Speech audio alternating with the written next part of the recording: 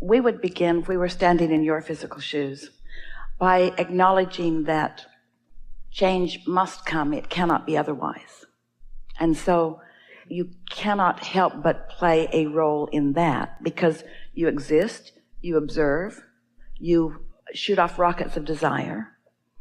But it's helpful to talk about how any creation happens, and isn't all creation change?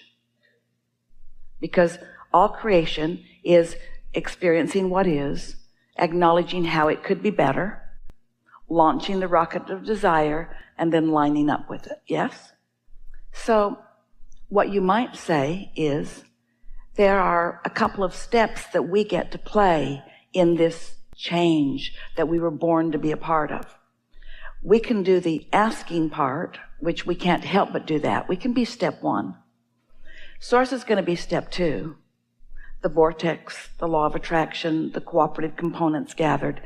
When you ask, it is given. Someone should write a book about that. So we're using your perspective and your words, we can be step one part of the change, where we focus, we really see the injustices, we launch strong rockets of desire because we expose ourselves to strong momentum of unwanted. And so we're part of the big rocket of desire where we not only want, but we demand something to be different.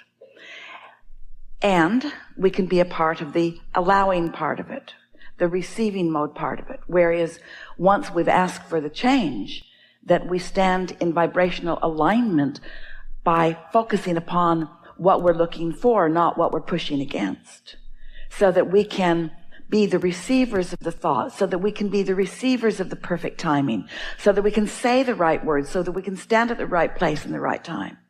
Because what so many young people, or not so young people, are translating this conversation to be is that we have to push hard against what we don't want. And of course, step one matters in the equation. But if you stay only in step one, then you deprive yourself of the connection, of the clarity, of the receiving, of the getting to stand as witness of the improvement. And that's why so much goes so slowly. The protests last too long, and people hold themselves in defiance of their own desires. But you must teach to the clarity of your example. And the thing that happens to so many people that want to lead movements is that they have discovered that the majority of the population of the planet, the majority of those people are in step one, pushing hard against step one. And so in order to get their attention, you have to do that too. And then you defeat your own platform, because you can't be in step one and step three at the same time. Step one is the asking mode. Step three is the listening mode, the receiving mode. So our encouragement is that you dart in and out, get in step one, get yourself stirred up, identify your cause, not your problem, your cause, your claim to improvement, what you prefer, and then focus on that and just pay attention. Find satisfying thoughts. We are never encouragers of avoiding step one. We just don't want you to make a life career out of step one. And most people, once they get in step one, that's where they want to stay. And the reason is this. We understand the reason. They have a valid reason. It just doesn't serve them very well. Is that the unwanted thing that happened, that step one moment, caused them to want a better world, to want a safer world, to want a happier world, a world that right now they don't believe is possible because they're all twirled up in what they're watching on television or the reality of what just happened. And so it feels to them that in order to justify all this new goodness that they're asking for, that they have to push really, really hard against the badness.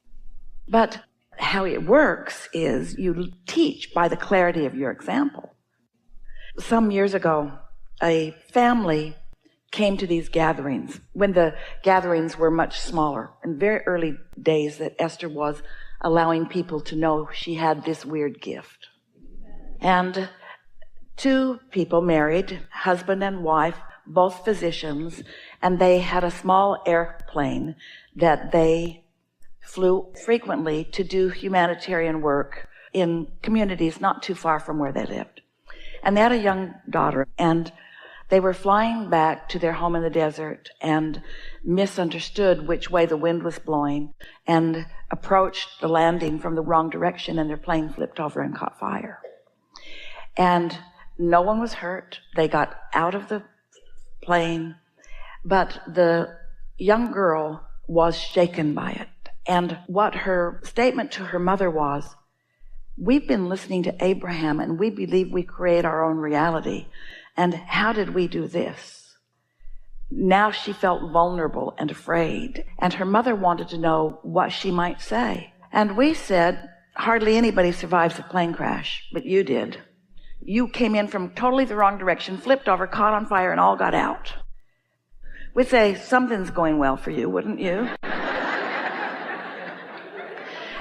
And so the important thing is to do whatever you can do to help your daughter maintain her connection with her source. Because when she's in connection with her source, she'll feel good. She'll feel safe. She will attract things that are.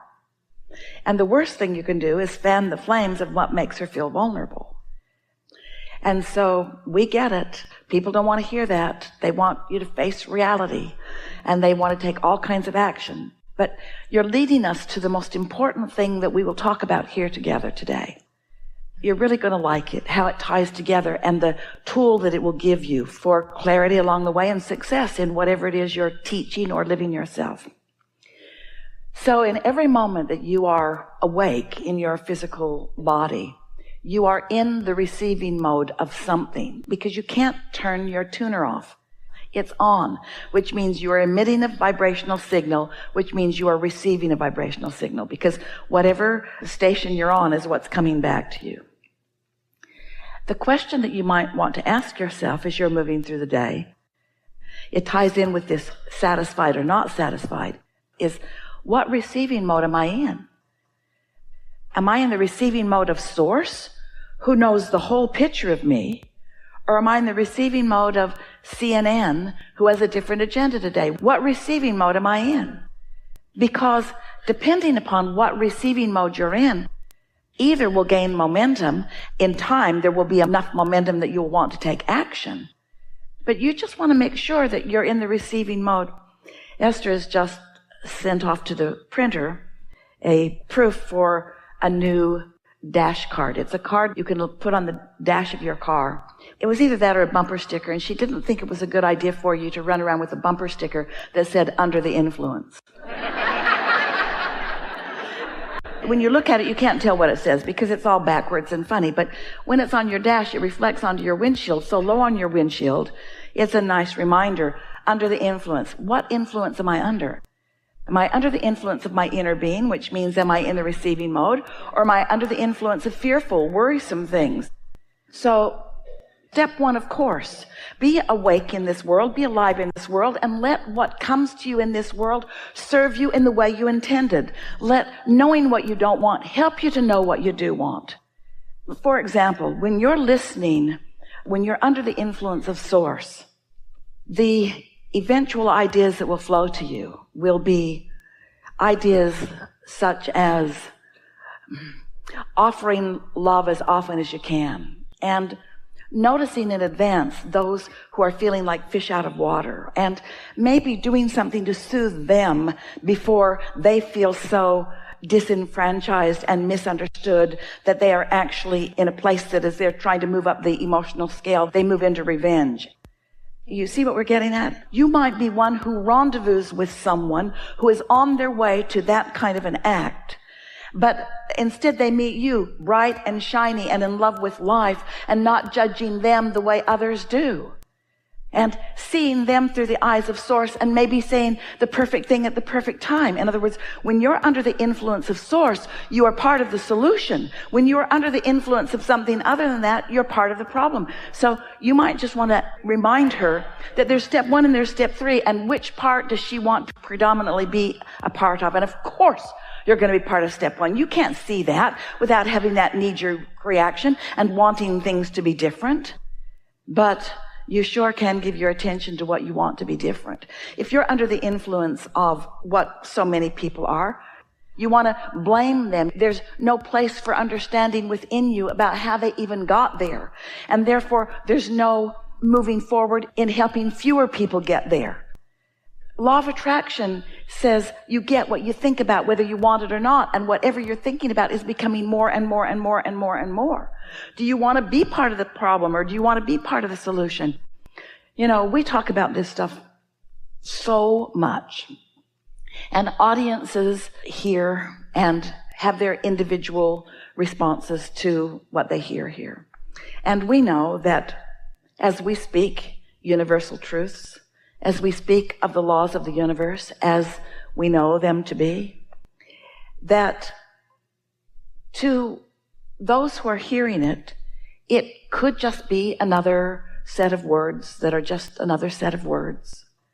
We know we can talk to you about your source. We can talk to you about connection. We can talk to you about alignment. We can talk to you about empowerment. We can talk to you about the receptive mode. But until you've actually lived some life and know you want something, and then actually deliberately quieted your mind and stopped the negative chatter and allowed your vibration to rise, and you know you did because of the way you feel in your body, and then received an impulse or a thought that felt satisfying, felt delicious to you, and so you followed it because we had this discussion.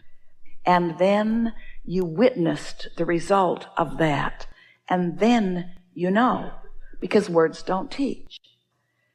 So you have to live it yourself. You have to be joyful in this world that could be scary.